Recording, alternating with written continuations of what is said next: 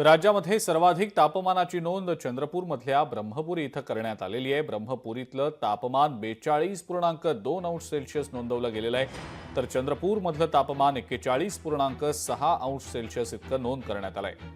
हवामान खात्यानुसार पुढच्या काही दिवसात पुन्हा तापमान वाढण्याची शक्यता आहे, त्यामुळे जिल्हाधिकाऱ्यांनी नागरिकांना स्वतःची काळजी घेण्याचं आवाहन केलंय। इथल्या वाढत्या तापमानाचा आढावा आमचे प्रतिनिधी अनिल ठाकरे यांनी घेतला, आपण पाहूया।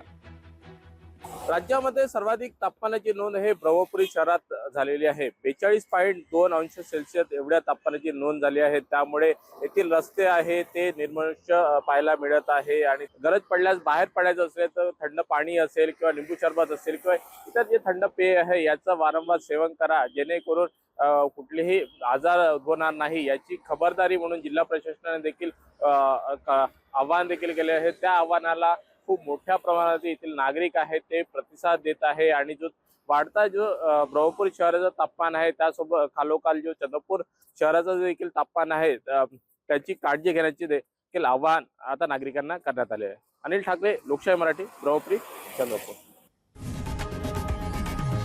लोकशाही मराठी ऐका, पहा, जागरूक रहा।